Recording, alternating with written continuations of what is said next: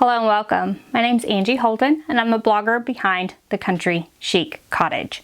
Today I thought we'd talk about common sublimation mistakes. I get questions all the time about sublimation, issues you're seeing with the projects you're doing, and my opinion on what's causing those. So I thought I'd go through my 10 top questions on this video. That way you can watch, see if you're doing any of these, and make corrections on your own. So let's start with number 1. And I'm going to do like my most common thing I see people doing down to like the least common thing. So the first thing I see people doing is using the wrong equipment. To do sublimation, you need a sublimation printer with sublimation ink and print on sublimation paper. What I see people doing is purchasing sublimation paper, running it through their inkjet printer that has regular inkjet ink in it, and expecting it to sublimate onto shirts, mouse pads, coffee cups, tumblers, what have you. That will not work. So you do need a sublimation printer with sublimation ink installed. So what I did was converted an Epson EcoTank printer that is traditionally an inkjet printer, and I converted it into a sublimation printer by using Hippo sublimation ink. I will link to the video below where I did that. So you want to make sure that you have all three of those in place: sublimation printer, sublimation ink, sublimation paper. Now I do know that some people use copy paper instead of sublimation paper. I see better results with sublimation paper, so that's what I recommend right now, but I hope to do some more experiments in the future and just see what happens. The second most common issue that I see is the wrong blank. So we have our sublimation printer, we print it on sublimation paper with sublimation ink. Guess what? Now you need something to put it on. You need a sublimation blank. What does that mean? So sublimation is a chemical reaction and it needs polyester to finish the chemical reaction. So whether that's a 100% polyester shirt, a fabric blank made out of 100% polyester, or something like a coffee mug or a tumbler with a polyester coating on it, you want to make sure that you are getting a sublimation blank to use with your project. So if you go to the dollar store and buy a coffee mug, sublimation will not work on that coffee mug. You need to make sure that the blank you're using has a sublimation coating. The next thing I recommend you check, number 3, is your printer settings. Whatever printer you have, you want to make sure that you have the right settings. So I recommend that you print in best quality, that you turn any fast printing modes off, that you change your paper type to some sort of matte paper setting. And lastly, if you want to do any sort of color correction, you need to use an ICC profile with your sublimation printer. I have a video explaining how to do that and I will link to that below. But those first 3 are easy to do right on any device, and those usually fix most issues. So best quality, turn fast mode off, and use a matte paper setting.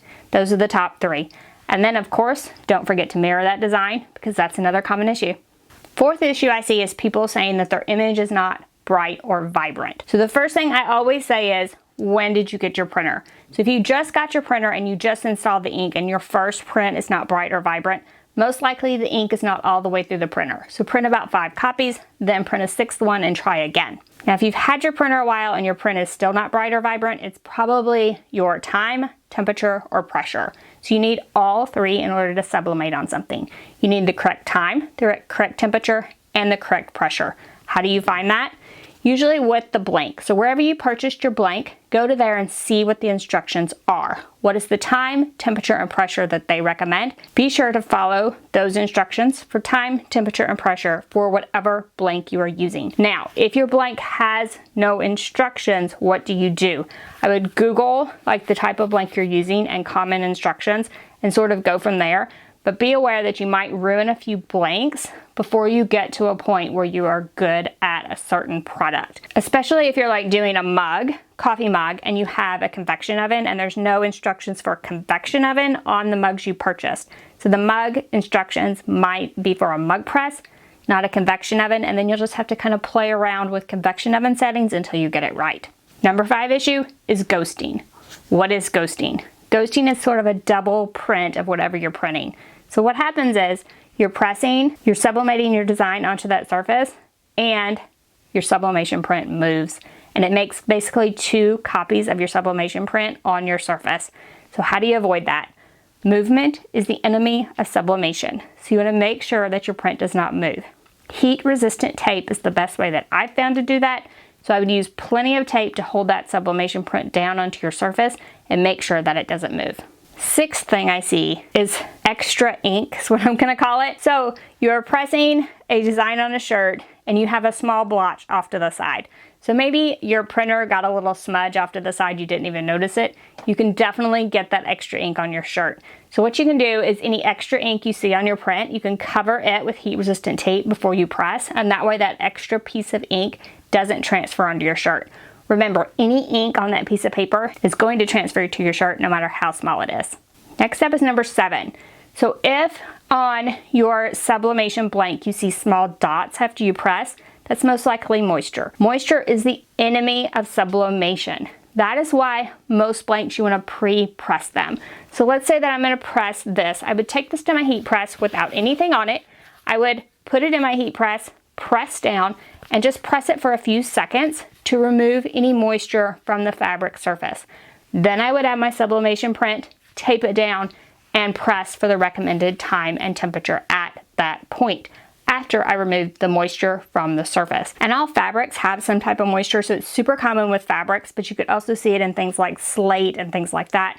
So anytime you see a pre-press in the instructions for a blank, be sure to do that. And on fabric surfaces, I pre-press anyway, no matter what the instructions say. So remember the pre-press to remove any moisture. Number 8 is a blurry print. So this can be a couple causes.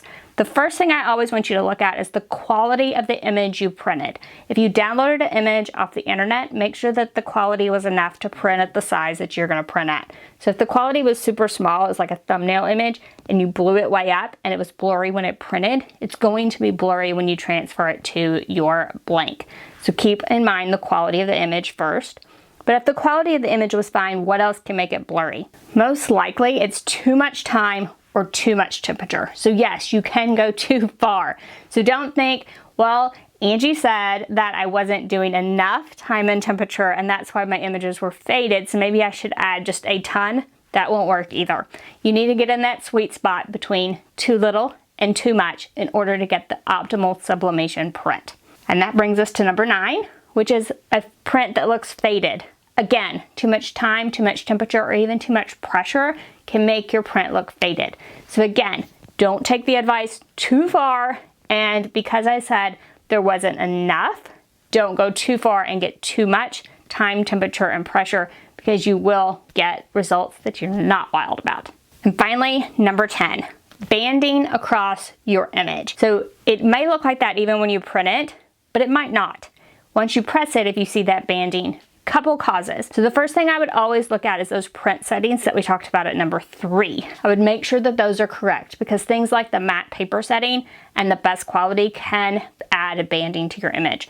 But if all that's correct, then banding is most likely caused by a printer clog. So you have a clog somewhere in your nozzles for your sublimation printer. So you will need to clear that. You can try printing a few images, doing a test press, and see if that helps. The last result would be to run a print head cleaning. Now, I don't want you to go crazy running print head cleanings all the time thinking that's going to fix all your issues, because that's going to cost you more money in the long run with printer maintenance. So do a print head cleaning as a last resort, but sometimes it's absolutely necessary to remove that clog and get on with your printing and get the best quality sublimation print that you can get. So I hope that helps explain a little bit of like the common sublimation mistakes and issues, and helps you get the best quality sublimation print. Now, do you have more sublimation issues that I didn't cover? Ask those in the comment section below. I'd love to do a second video with like 10 more common sublimation mistakes and how to fix them. So drop them in the comment section and let's see if we can get enough to do a second video. And in the meantime, I'll try to answer your questions and troubleshoot anything you have in the comment section, just so you can get on with sublimation printing. If you liked this video, if it helped you, give us a thumbs up. If you haven't already, head on over to our YouTube channel, hit that subscribe button. We have sublimation videos all the time, and trust me, you don't want to miss any of those. Thank y'all so much for joining me, and I'll see you next week. Bye-bye.